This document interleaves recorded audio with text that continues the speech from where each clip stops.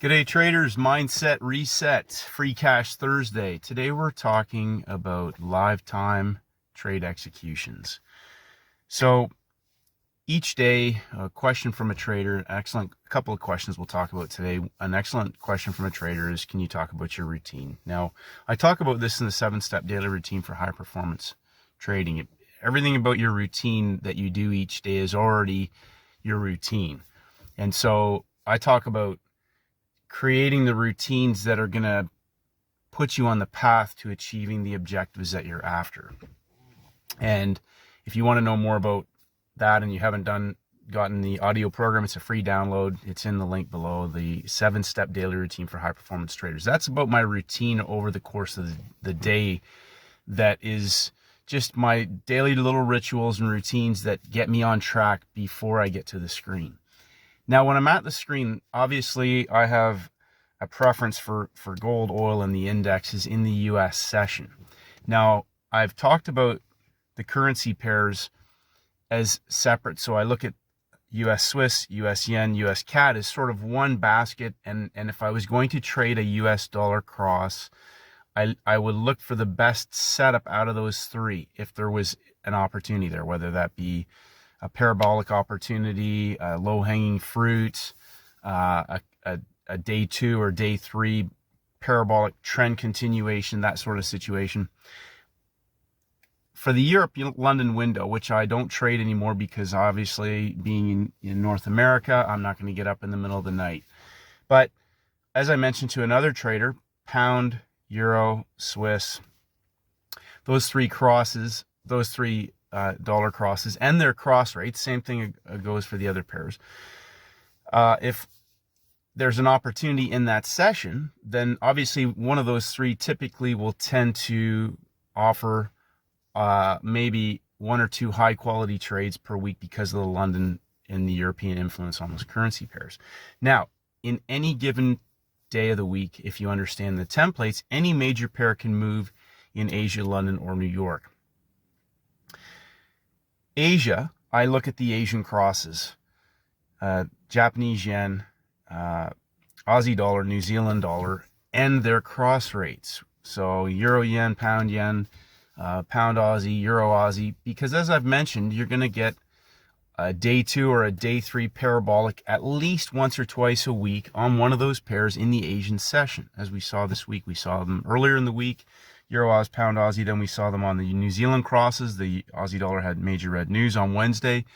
And we saw them on Thursday morning, day 2 in our new Wednesday, Thursday, Friday template for easy money on the Euro Oz, a parabolic move, as did gold.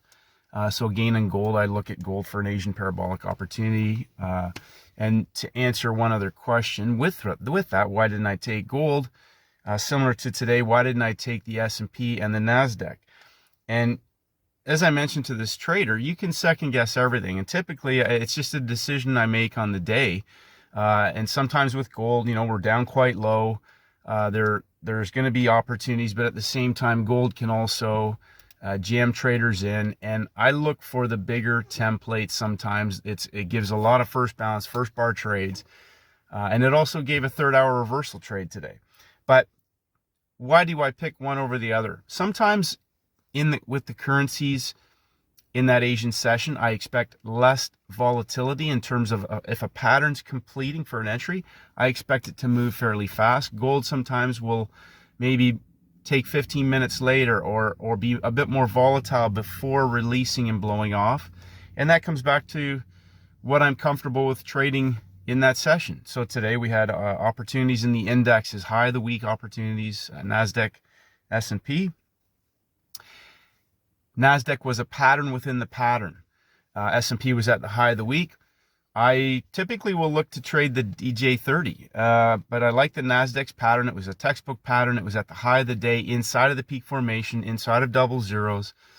And often I'll expect a bit more volatility on the S&P, and given a choice, I'll choose the NASDAQ, or I'll choose the DJ30 if the same patterns are there. Yesterday we saw a great blow off on the DJ30, but we had major red news at 9:30.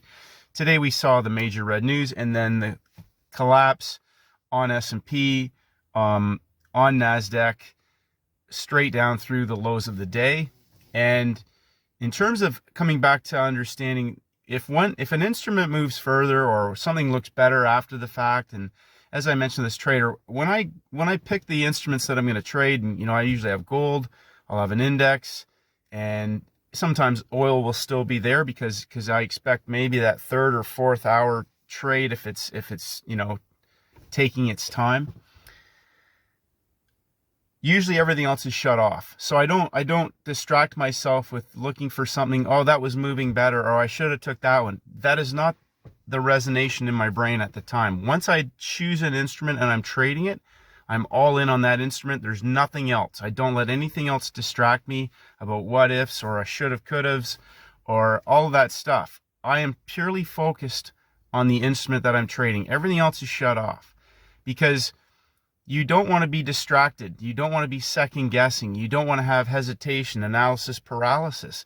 You have to be laser-like focused and know with unconscious competence how you're going to execute the trade that you're in. I don't care about anything else until I'm out of that trade. And then I'll go back to my other main screen that has all the instruments on there, typically a US session box. And then I have other setups for different sessions. But the point I'm trying to emphasize is that once you choose an instrument to trade, don't get caught up in, you can get elation if, because you're in something that's going forever, and you might lose track of when you should be getting out or when you should be locking in profits because it just seems like I just won the lottery. And often you'll see sometimes a market that will explode back, maybe 50% even, or as we saw in gold today, all the way back, third hour reversal. We're at the low of the month.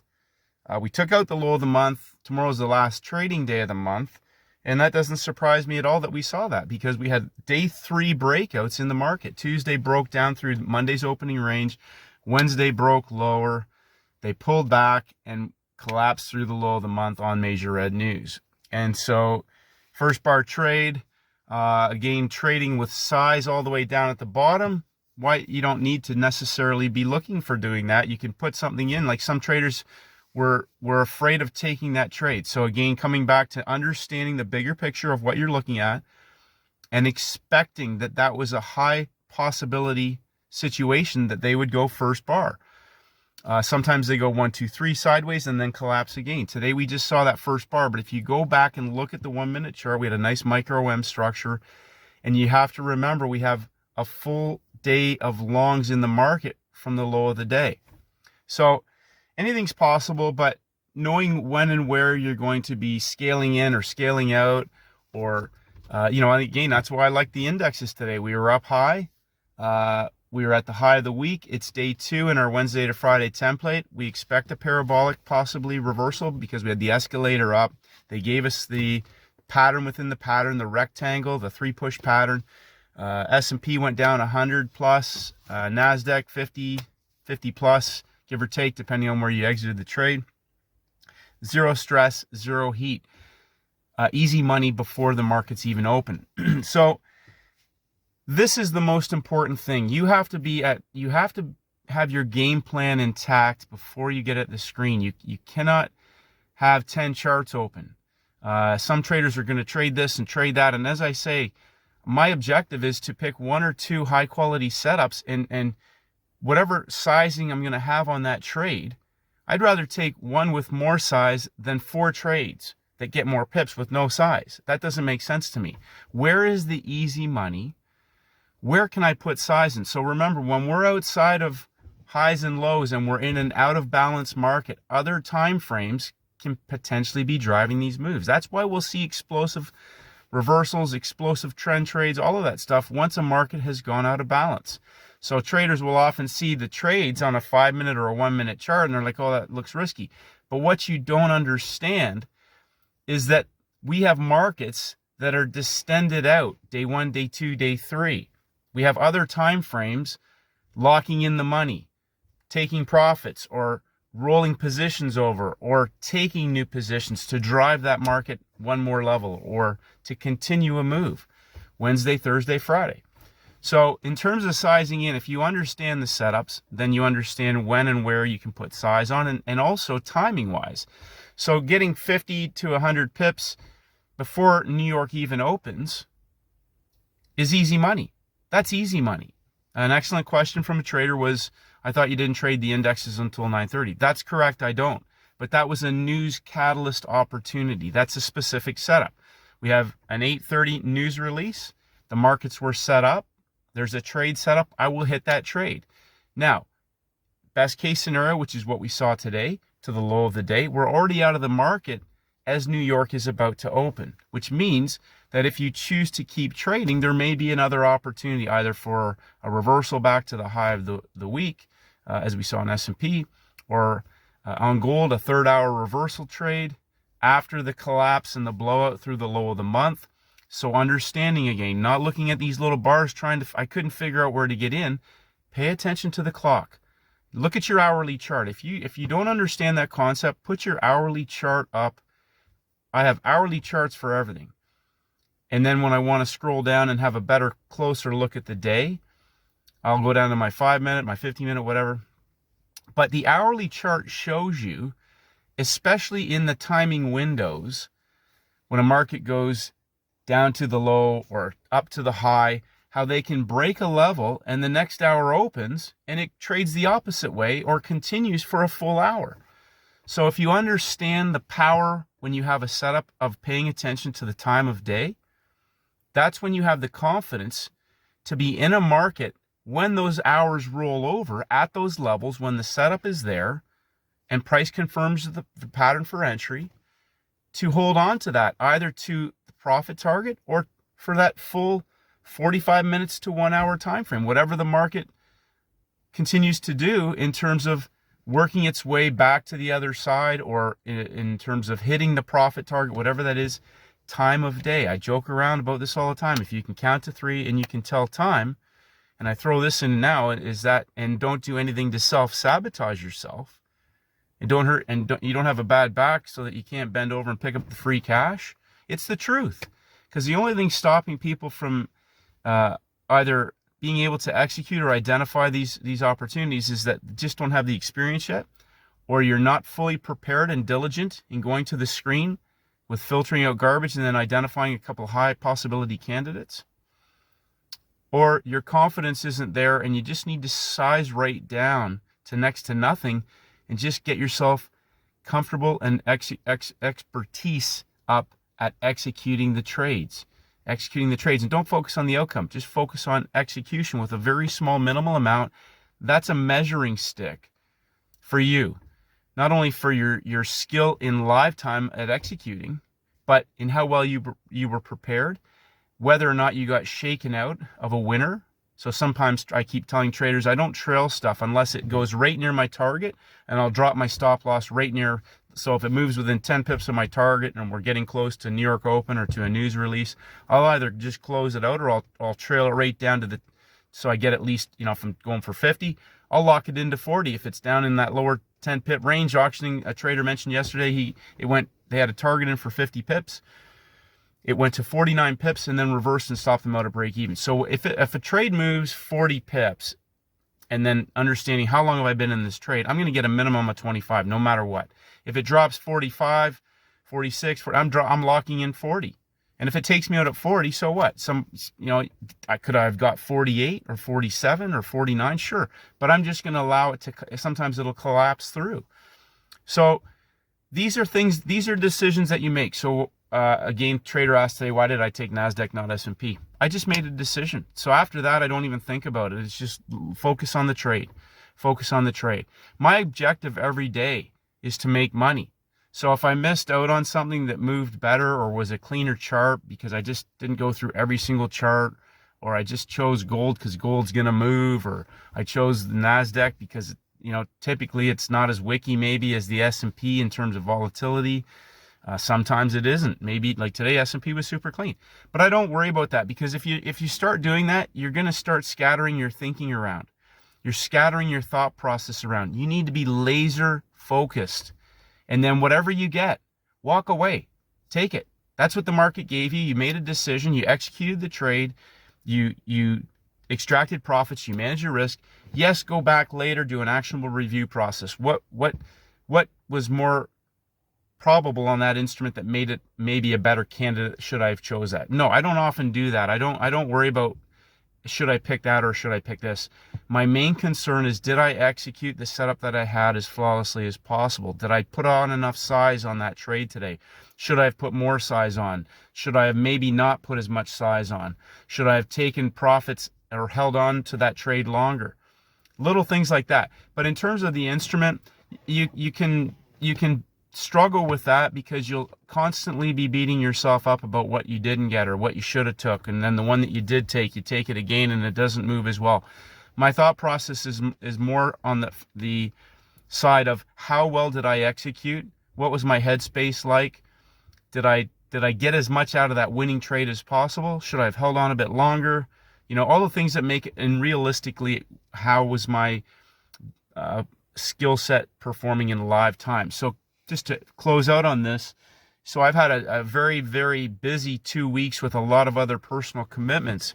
And so my modus operandi in the last couple of weeks has just been to execute and get off the screen and get on with the other responsibilities that I have happening at the moment.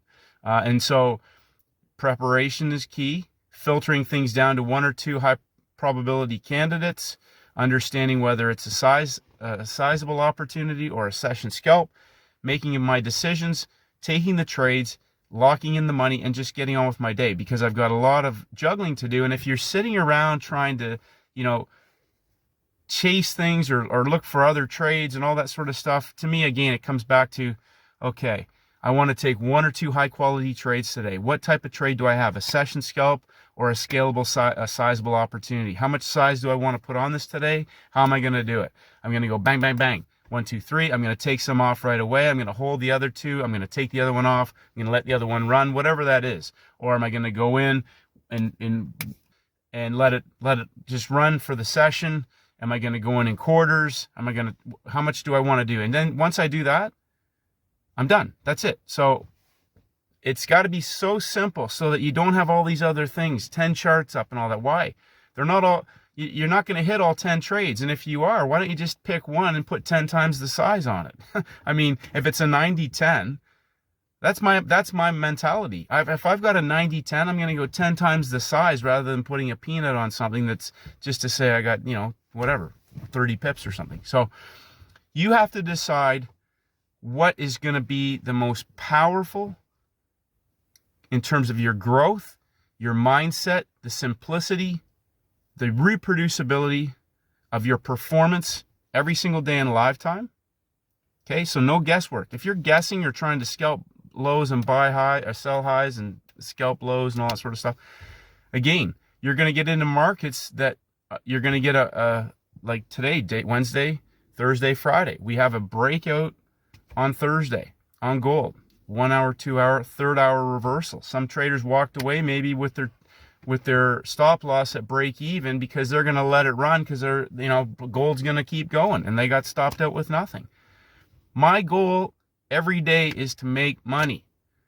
And so it's got to be simple. It's got to be zero stress, zero emotion. I want high probability trade setups. That is it. Simplicity, sizable, scalpable, and reproducible. Rinse and repeat. Free cash. There's free cash every day if you keep it simple and you know exactly what you're doing and you know exactly how you're going to manage your risk, where you're getting out, and that's it. How much am I going to lose? How much am I going to make? Done. Take the money, get off the screen, and get on with your day. So keep it simple, traders. There's free cash every single day.